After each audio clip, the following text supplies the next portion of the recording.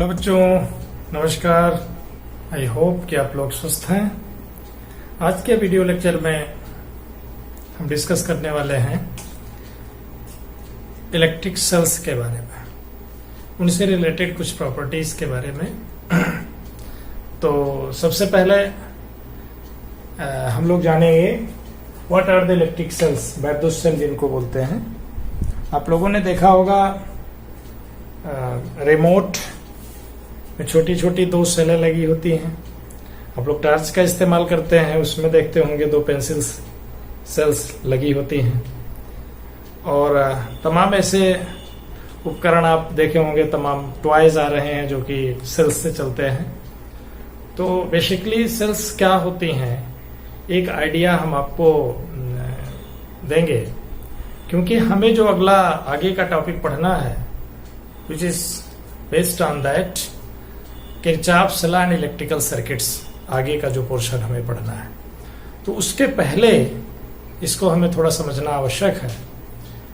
Cell से related property की जो बात करते हैं, जैसे ईएमएफ सेल का क्या होता है, टर्मिनल पोटेंशियल डिफरेंस क्या होते हैं, और सेल का इंटरनल रेजिस्टेंस क्या होता है।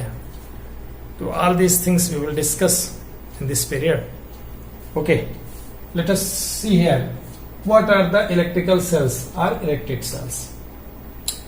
Electrical cells are the basically the cells, or you can say a device, or electrical cells are devices which converts chemical energy into electrical energy and maintains constant flow of current in any circuit.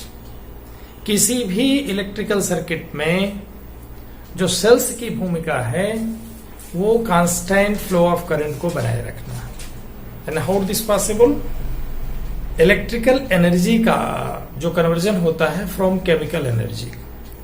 Electrical cells basically converts chemical energy into electrical energy and maintains constant flow of current in it. Okay, cells को अगर हम देखें तो let me write it.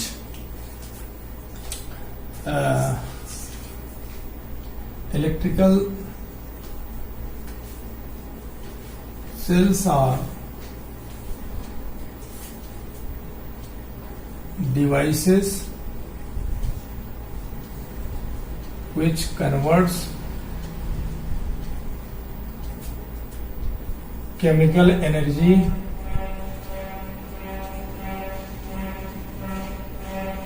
into electrical energy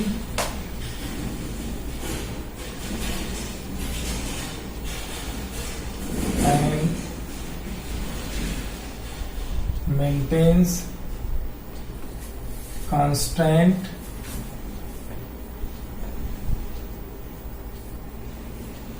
flow of current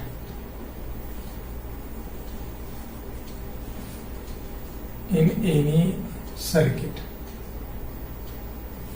तो ये तो हम लोग जान गए कि वैद्युत सेलें क्या होती हैं, इलेक्ट्रिकल सेल्स।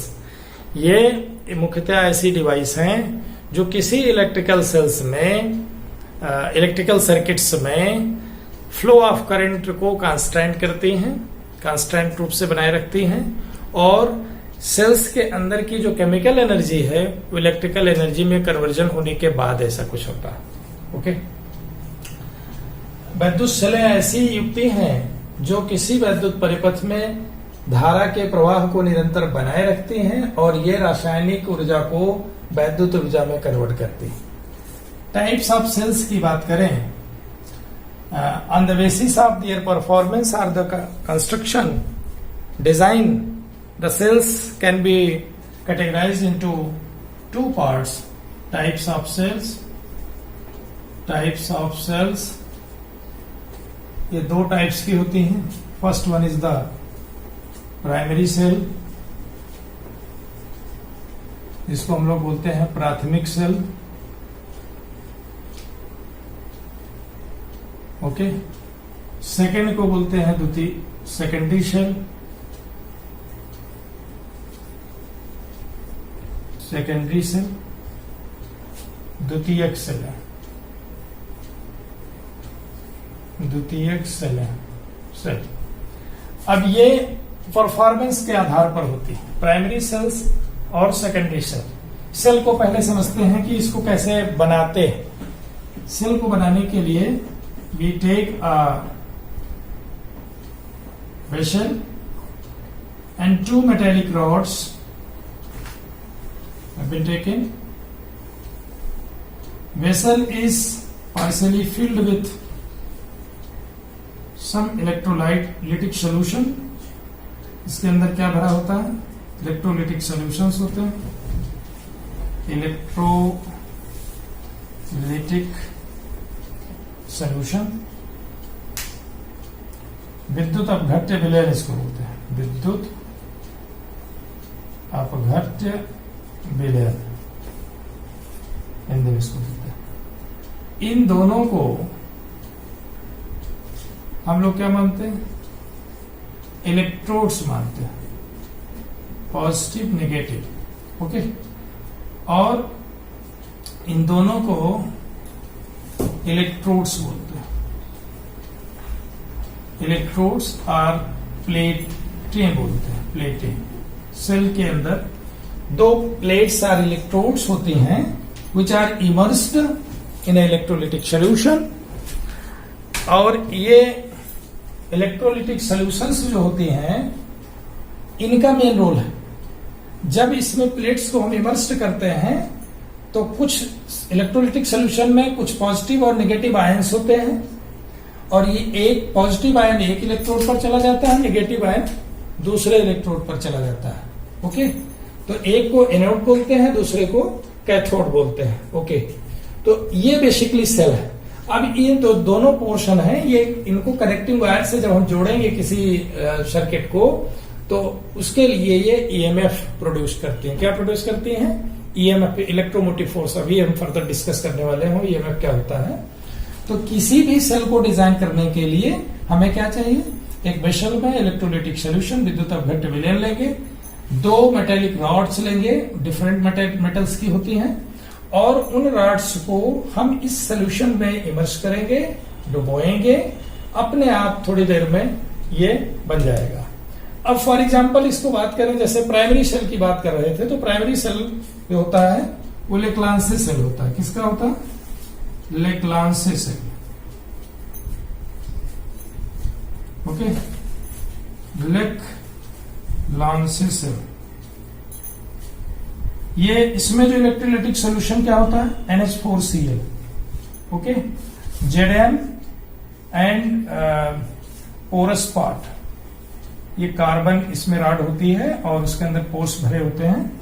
तो ये दोनों इलेक्ट्रोड का कार्य करते हैं, और NH4Cl इलेक्ट्रोलिटिक सॉल्यूशन का काम करती है, इलेक्ट्रोलाइट का काम करती है। ओके, तो ये हमको लेक्लांसे सेल मिलता है। ये सेलें क्या होती है? Basically they can not be recharged, इन्हें हम रिचार्ज नहीं कर सकते, है ना। इन सेलों को हम कभी भी रिचार्ज नहीं कर सकते हैं। एक बार बनाया, उसका यूज किया, यूज करते करते फिर ये इनका प्रभाव धीरे धीरे कम हो जाता है। सेकेंडरी सेल्स जो होती हैं they can be recharged and reused. इनको बार बार यूज करते हैं रिचार्ज कर करके। इनमें बेसिकली हैं जैसे lead accumulator cell, okay, cell इसको बोलते हैं सीसा संचायक सेल, ओके। अब इसमें जो प्राइमरी सेल्स हैं हमारी, उसमें आपका लेक्लांसे यहां लिखा है, लेक्लांसे सेल,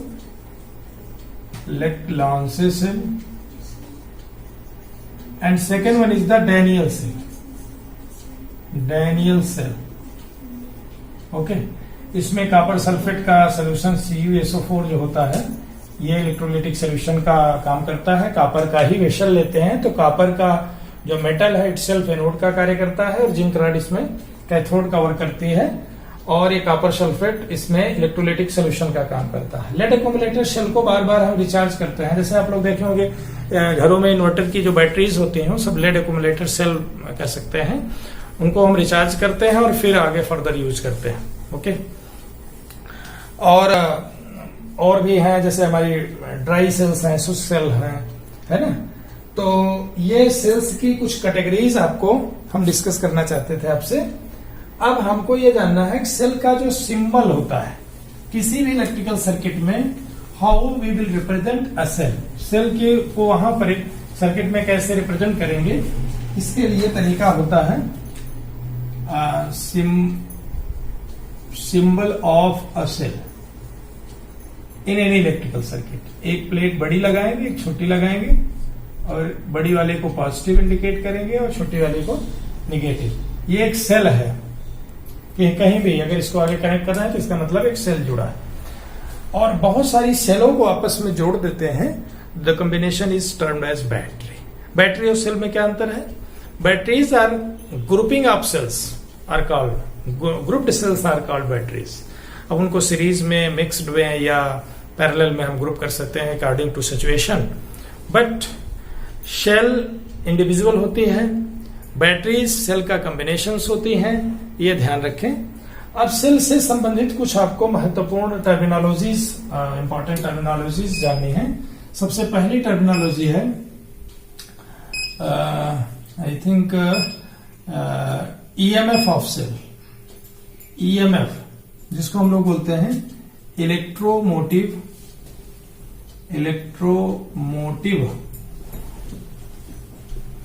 फोर्स, इसको हिंदी में बोलते हैं विद्युत वाहक बल। विद्युत वाहक बल, नाम तो इसमें फोर्स का आ रहा है, but it is not a force, rather it is a potential difference ही कह सकते हैं, but in a specific purpose. अब इसका टर्मिनल पोटेंशियल डिफरेंस और इसमें क्या डिफरेंस है, इसकी चर्चा हम आगे करने वाले हैं। जैसे मान लीजिए हम किसी भी सेल को किसी एक लोड यानी किसी एक उपकरण से कनेक्ट किए, तो व्हाट विल एक्चुअली हैपेंस, इसका रेजिस्टेंस आ रहा है।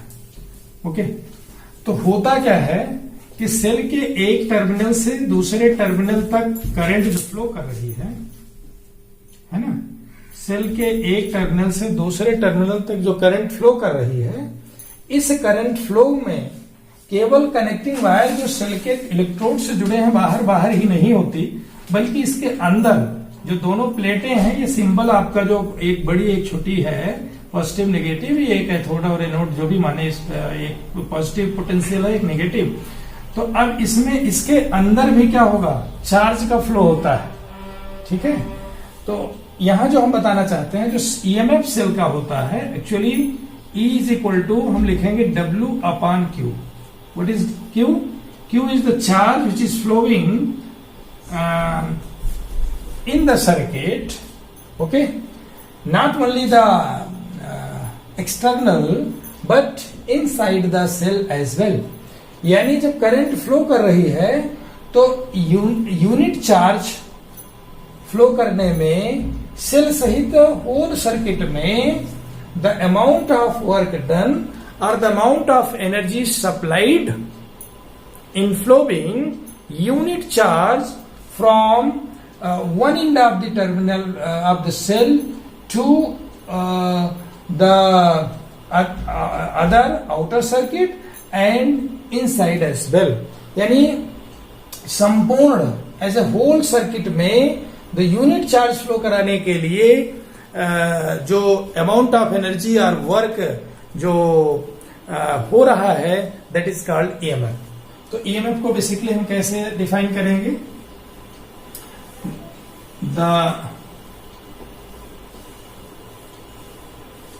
the amount of work done or energy supplied in flowing unit charge inflowing unit charge in the circuit as whole. Okay, cell सहित संपूर्ण परिपथ में as a whole including cell, यानी जो charge flow कर रहा हो केवल बाहर नहीं है, सेल सहित, सेल के अंदर भी चार्ज फ्लो करेगा। तो यूनिट चार्ज फ्लो कराने के लिए जो एनर्जी दी जा रही है या जो वर्क डन हो रहा है, that is called EMF of cell. और ये एनर्जी या वर्क करने के लिए एनर्जी कहां से मिल रही है? केमिकल एनर्जी का कन्वर्जन हो रहा है इलेक्ट्रिकल एनर्जी में, और या केमिकल एनर्जी से जो एनर्जी रिलीज हो रही है वही एनर्जी चार्ज को फ्लो करा रही है, और उसी को हम इलेक्ट्रिकल एनर्जी बोल रहे हैं। ओके, तो सेल सहित संपूर्ण परिपथ में एकांक आवेश को प्रवाहित करने में दी गई ऊर्जा या किया गया कार्य सेल का ईएमएफ या विद्युत वाहक बल कहलाता है। समझ में आ गई बात? बहुत महत्वपूर्ण डेफिनेशन है। इसे किससे लिखते हैं? कैपिटल ई से व्यक्त करते हैं, कहीं कहीं स्मॉल ई से भी लिखा जाता है जनरली। इसे कैसे लिखेंगे? E is equal to W upon Q। Its unit is joule per coulomb, that is equal to volt. ध्यान में, इसकी यूनिट न्यूटन नहीं होगी, नहीं तो बल देखा तो खट से न्यूटन मार दिया। ना, ऐसा नहीं। ये इसकी यूनिट वोल्ट होगी, और ये बल है भी नहीं। Actually it is the energy supplied by the cell in flowing unit charge in the whole circuit including cell as well. Okay, तो ये बात आपको समझना बहुत आवश्यक है। अब आपको हम जैसे मान लीजिए 1 वोल्ट ईएमएफ है किसी सेल का, तो इसका मतलब यह हुआ कि 1 कूलम चार्ज को एज ए होल सर्किट में फ्लो कराने के लिए 1 जूल ऑफ वर्क इस सेल द्वारा किया जाएगा, या 1 जूल एनर्जी वो रिलीज कर रहा दे रहा है, जो भी अपना उसका इंटरनल मैकेनिज्म है। अगर सेल का ईएमएफ 1.5, जैसे अभी लेक्लांसी और डेनियल सेल की बात कर रहे थे, तो लेक्लांसी सेल का ईएमएफ 1.5 ईएमएफ 1.5 वोल्ट होता। तो इसका मतलब यह हुआ कि 1 कूलम चार्ज फ्लो कराएगा तो 1.5 जूल एनर्जी वो सप्लाई करेगा या वर्क डन होगा 1.5 जूल की। टर्मिनल पोटेंशियल डिफरेंस, जिसको हम बोलते हैं टर्मिनल विभवांतर। टर्मिनल को हम छोर मान सकते हैं। किसी भी सेल में एटलीस्ट 2 टर्मिनल होते हैं, एक को हम पॉजिटिव दूसरे को नेगेटिव, वो टर्मिनल मानते हैं। लेकिन टर्मिनल विभवांतर, जो टर्मिनल पोटेंशियल डिफरेंस है, ये सेल का ही हो ऐसा जरूरी नहीं। सेल के द्वारा टर्मिनल पोटेंशियल डिफरेंस क्रिएट हो सकते हैं। जैसे सपोज करिए हमने एक सेल को कनेक्ट कर दिया कई रेजिस्टेंस लगे हुए एक सर्किट में।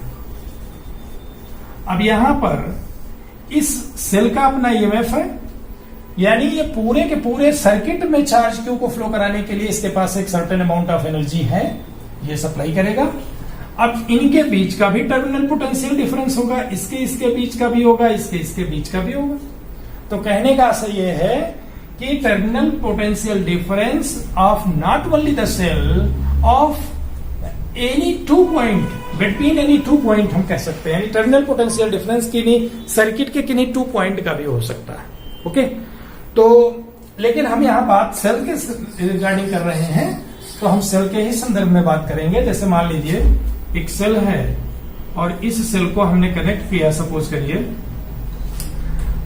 किसी एक लोड सर्किट में, तो ये R है पॉजिटिव नेगेटिव करंट फ्लो कर रही है, यानी चार्ज फ्लो कर रहे हैं। ओके, अब यहां पर इस एंड से इस एंड तक, यानी पॉजिटिव टर्मिनल से नेगेटिव टर्मिनल तक outer side of the circuit, यानी एक्सटर्नल सर्किट में the amount of energy needed to flow the charge, unit charge from one end of the terminal to other end of the terminal of the shell only in external circuit is called the terminal potential difference। यानी shell के एक terminal से दूसरे terminal के बीच external circuit में जो unit positive charge या unit charge को फ्लो कराने के लिए जो एनर्जी सप्लाई की जाती है या वर्क डन होता है, that is called the terminal potential difference of that particular cell. ध्यान से समझिए इस बात को कि टर्मिनल पोटेंशियल डिफरेंस जो सेल का होता है वो उस एनर्जी को हम कह रहे हैं जो इसके अंदर, जो सेल के अंदर जो चार्ज थे उस चार्ज को, यूनिट चार्ज को फ्लो कराने के लिए एक्सटर्नल सर्किट में ओनली जो एनर्जी सप्लाई हो रही है, उसी को हम terminal potential difference of cell कह रहे हैं। अगर हम कई लोड लगे हैं उनमें से एक लोड के अक्रॉस टर्मिनल पोटेंशियल डिफरेंस की बात कर रहे हैं, तो उस दोनों पॉइंट्स के बीच में जो एनर्जी यूनिट चार्ज फ्लो कराने के लिए दी जा रही है उन दोनों के बीच का टर्मिनल पोटेंशियल डिफरेंस होगा। ओके, तो the amount of work done और energy supplied by the cell in flowing unit charge from one terminal to other terminal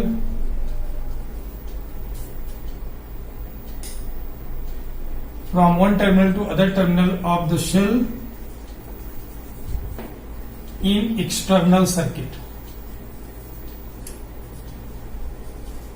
okay, यानी सेल के एक टर्मिनल से दूसरे टर्मिनल तक बाह्य परिपथ में, एक्सटर्नल सर्किट में यूनिट चार्ज को फ्लो कराने के लिए the energy given by the cell और the work done by the cell is called terminal potential difference of that particular shell.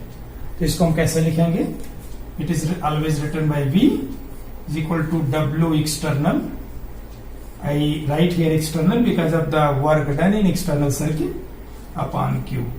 If Q is the amount of charge which is flown from one end of the terminal to other end, when a external load is connected with the cell and in flowing Q amount of charge, if W external is the amount of work done or the energy given by the cell, then the terminal potential difference V would be W external upon Q. That's the terminal potential difference, and obviously it must be less than the EMF of the cell, क्योंकि W total work done होता है जो external circuit के साथ साथ अंदर की cell के अंदर भी चार्ज के फ्लो कराने के लिए जो वर्क किया, जो एनर्जी दी जा रही है उसको हम क्या बोलते हैं? ईएमएफ ऑफ सेल बोलते हैं।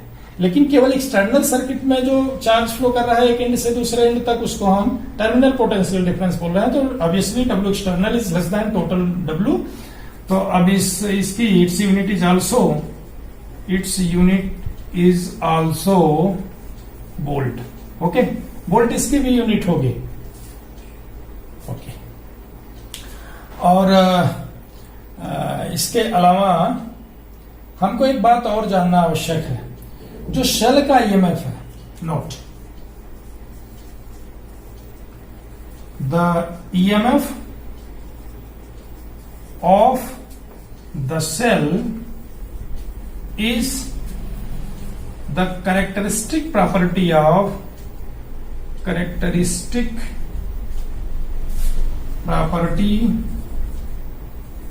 Of the cell. किसी सेल का ईएमएफ जो है उसकी अपनी कैरेक्टरिस्टिक प्रॉपर्टी है, क्योंकि उस सेल का ईएमएफ वो सेल डिजाइन करने पर अपने आप होगा। उस जैसा दूसरे सेल का हो कोई जरूरी नहीं है। It depends on the nature of electrodes and electrolytic solution.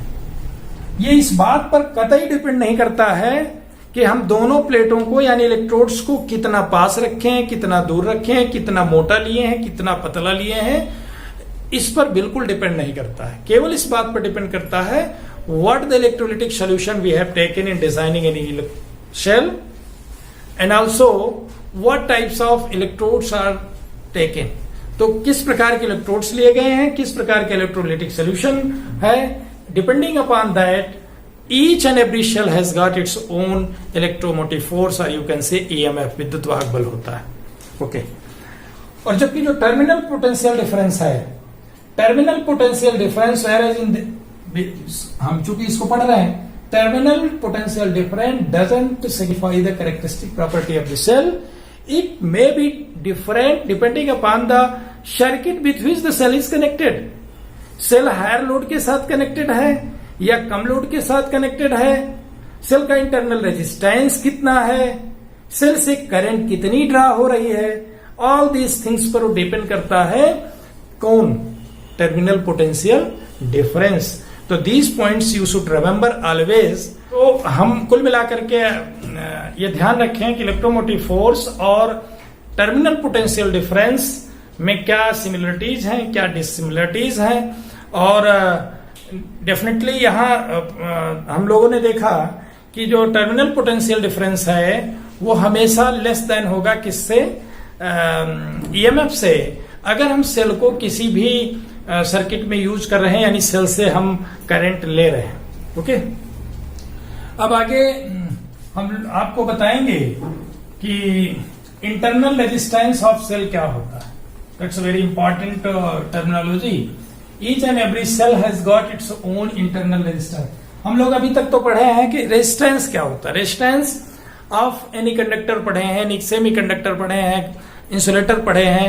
ये सारे के सारे जो सर्किट्स बनती हैं वो कंडक्टर से उसमें इस्तेमाल होते हैं कनेक्टिंग वायर्स के रूप में, या लोड्स जो होते हैं उनका अपना रेजिस्टेंस होता है। लेकिन ये सेल में रेजिस्टेंस होता है, इसको थोड़ा सा देखते हैं। तो इसको हम लोग बोलते हैं internal resistance of a cell, यानी सेल का आंतरिक प्रतिरोध।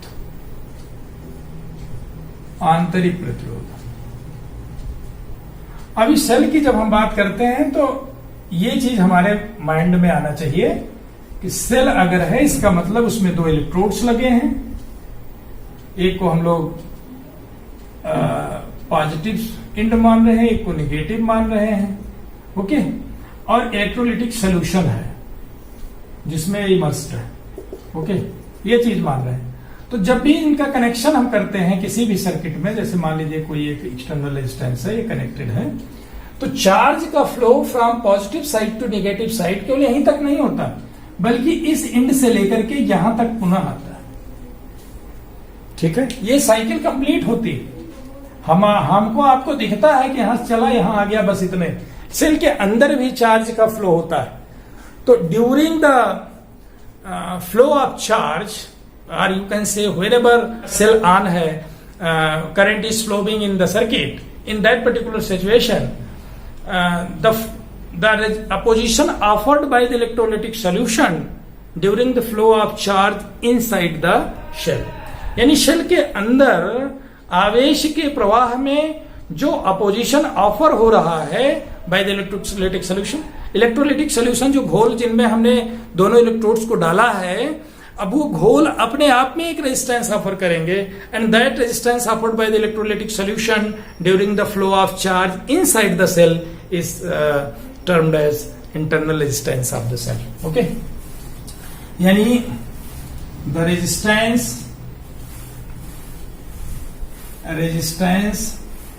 offered by the electrolytic solution solution during the flow of charge inside the cell। ये कब होगा? जब सेल से आप किसी डिवाइस को कनेक्ट कर देंगे तो इसके अंदर भी चार्ज का फ्लो होने लगता है। ओके, अगर एक पॉजिटिव है तो नेगेटिव इधर से इधर आने लगता है। ओके, तो ये यानी सेल के अंदर विद्युत अपघट्य विलयन द्वारा आवेश के प्रवाह में उत्पन्न की गई बाधा सेल का आंतरिक प्रतिरोध कहलाता है। आंतरिक प्रतिरोध कहलाता है। समझ में आ गया? ओके, बस इतनी सी बात। इसे स्मॉल आर से डिनोट करते हैं। अब भाई अगर सबको कैपिटल आर से लिखेंगे तो हाउ यू डिस्टिंग्विश की इंटरनल रेजिस्टेंस है कि external resistance? For that in order to distinguish whether the written resistance is internal or external, we will write internal resistance by letter small r. Okay, तो internal resistance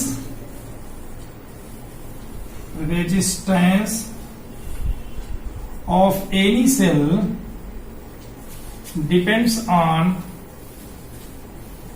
following. Number 1, the distance between the plates, or you can say the electrodes. ये जो दोनों part हैं कितनी दूरी पर है। And second one is the area of the electrode immersed portion of the electrodes, and third one is the concentration of electrolytic solution.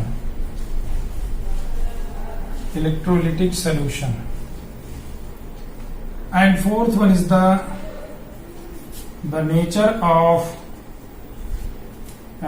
electrode and electrolytic solution. Okay.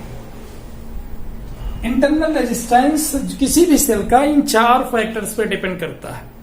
अगर हम इलेक्ट्रोड्स के बीच की प्लेटों के बीच की दूरी ज्यादा कर दे तो इंटरनल रेजिस्टेंस ज्यादा होगा, क्योंकि एक प्लेट से दूसरी प्लेट की तरफ चार्ज को, इलेक्ट्रोलिटिक सोल्यूशन को फ्लो करने के लिए ज्यादा डिस्टेंस ट्रेवल करनी पड़ेगी और रेजिस्टेंस ज्यादा ऑफर करेगा। सेकेंडली, सरफेस एरिया जो उसका इमर्स्ड पोर्शन है उसका एरिया कितना है, यानी उसका इमर्सन पार्ट कितना है, तो उसके इनवर्सली प्रोपोर्शनल है। अगर इमर्स पोर्शन ज्यादा है तो इंटरनल रेजिस्टेंस कम है, इमर्स पोर्शन कम है तो इंटरनल रेजिस्टेंस ज्यादा है। इसके अलावा कंसंट्रेशन अगर ज्यादा है तो इंटरनल रेजिस्टेंस ज्यादा है, ध्यान रहे। तो और एक बात इंटरनल रेजिस्टेंस के संदर्भ में जानिए कि सेल का इंटरनल रेजिस्टेंस स्टार्टिंग में जब हम सेल को डिजाइन करते हैं या उसको बनाते हैं प्रैक्टिकल पर्पज के लिए तो बहुत कम होता है, लेकिन फॉर ए लॉन्गर यूज करते करते क्या होगा, इंटरनल रेजिस्टेंस उसका बहुत ज्यादा बढ़ जाता है, यानी धीरे धीरे इतना हो जाता है कि वो शेल निष्प्रभावी हो जाती है, यानी यूजलेस हो जाती है। तो फिर हम दूसरा सेल फिर से डिजाइन करते हैं। जो बेसल इसमें लिया जाता है, ये प्लास्टिक का जार लेते हैं या ग्लास का जार लेते हैं, सामान्यतः इसका होता है। और तो इंटरनल रेजिस्टेंस के बारे में इतनी सी बात करनी थी। और अगले लेक्चर में हम आपको बताएंगे the relation between terminal potential difference internal resistance and the EMF of any cell. That's very important question. और ये जो आपको आज कॉन्सेप्ट बताया इसी कॉन्सेप्ट पर बेस्ड है, और ये बोर्ड में आपके चाहे यूपी बोर्ड हो चाहे सीबीएसई बोर्ड हो, हर बोर्ड में ये 3 मार्क्स के क्वेश्चन में आता है। और आज हम उसका एक थोड़ा सा रिलेशन आपको लिख करके बता देते हैं। रिलेशन क्या है, जैसे कोई भी किसी सेल में लिखने की रिप्रेजेंट करने की एक आपको जान लीजिए, कोई सेल है और उस सेल का ईएमएफ अपना ई है, इसके साथ स्मॉल आर छोटा सा एक रेजिस्टेंस लिखा होता है। तो सेल कंप्लीटली इस इंटरनल रेजिस्टेंस को लेकर के ये सेल का नोटेशन है। यानी सेल का इंटरनल रेजिस्टेंस अगर 0.5 ओम लिखा है तो इसका मतलब उसका इंटरनल स्मॉल आर नहीं लिखा रहेगा, इसके साथ लिखा रहेगा 0.5 ओम ईएमएफ जहां लिखा है। तो आप समझ जाइए कि इंटरनल रेजिस्टेंस उसका दिया है, यानी जो एक्सटर्नल रेजिस्टेंस लगा रहे हैं उसके साथ साथ इतना रेजिस्टेंस और ऑफर कर रहा है। ये मान लीजिए लोड रेजिस्टेंस आ रहा है। इसमें जो हम अगले लेक्चर में बताएंगे आपको, terminal potential difference V is equal to E minus I R. अब ये जो रिलेशन है ये तब के लिए वैलिड है जब सेल क्या हो रही है, डिस्चार्ज हो रही। अब ये कहने बड़ा अटपटा लगता है, सेल डिस्चार्ज हो रही माने सेल वर्क कर रही। और दूसरा एक प्रोसेस होता है V is equal to E plus I R, इसमें क्या होता है, सेल चार्ज हो रही। ये दोनों का अपना अलग अलग मतलब है। सेल चार्ज हो रही है यानी सेल को हम किसी ऐसे स्रोत से जोड़ दिए हैं पॉजिटिव नेगेटिव कि ये सेल पॉजिटिव से करंट न फ्लो करके सेल के अंदर करंट फ्लो कर रही है, अपोजिट डायरेक्शन में करंट फ्लो कर रही है। तो ये क्या होगा, माइनस आई करके प्लस हो जाएगी। यानी उस समय सेल का जो टर्मिनल पोटेंशियल डिफरेंस होगा डिस्चार्जिंग ऑफ सेल के दौरान V इज ग्रेटर देन ई होगा, डिस्चार्जिंग में V इज लेस देन ई होगा। और एक कंडीशन में जब सेल से करंट फ्लो ही ना करे, यानी सेल को परिपथ को सर्किट को ओपन कर दें, in that particular situation V is equal to E, यानी EMF of the cell is exactly equal to the terminal potential difference के बराबर हो जाएगा। तो इसकी चर्चा हम अगले लेक्चर में करेंगे। किसी भी सेल को जो इसको हम एक्सटर्नल रेजिस्टेंस से कनेक्ट करते हैं उसमें जो फ्लो होने वाली करंट है, जैसे यहाँ के केस में देख लीजिए I is equal to E upon capital R plus small R. अभी तक तो हम लोगों ने पढ़ा था ओम्स लॉ से I is equal to V upon R, लेकिन I को हम किसी सेल की बात करेंगे परिपथ में सर्किट में तो E upon capital R plus small R. तो ये बहुत इंपॉर्टेंट है, सेल से रिगार्डिंग न्यूमेरिकल्स भी आते हैं बोर्ड से लेकर कंपटीशन में भी। और ये जो मैं अगला टॉपिक पढ़ाने जा रहा हूँ ये तो पक्का मान के चलो 3 नंबर का क्वेश्चन आएगा ही आएगा। जानना चाहिए कि सेल क्या है, सेल को कैसे डिजाइन करते हैं, प्राइमरी सेल्स क्या होती हैं, सेकेंडरी सेल्स क्या होती हैं, इनके एग्जाम्पल्स क्या हैं, और किन सेलों को हम रीयूज कर सकते हैं, किन को रीयूज नहीं करते हैं। तो आज का लेक्चर हमारा टोटली कंसेप्ट पर बेस्ड था, कंसेप्चुअल चीजें थी। और आई होप कि आप लोगों को समझ में आया होगा। If you have any problem you can write your comment. और निश्चित रूप से आपको वीडियो पसंद आता है तो लाइक करिए, शेयर करिए, अधिक से अधिक आपस के बच्चों में एंजॉय करिए। और क्योंकि करंट सिचुएशन में हम लोग क्लास नहीं ले पा रहे हैं तो इस माध्यम से आप तक मैं पहुंचने की कोशिश कर रहा हूं। और तो आज बस इतना ही। Okay, bye.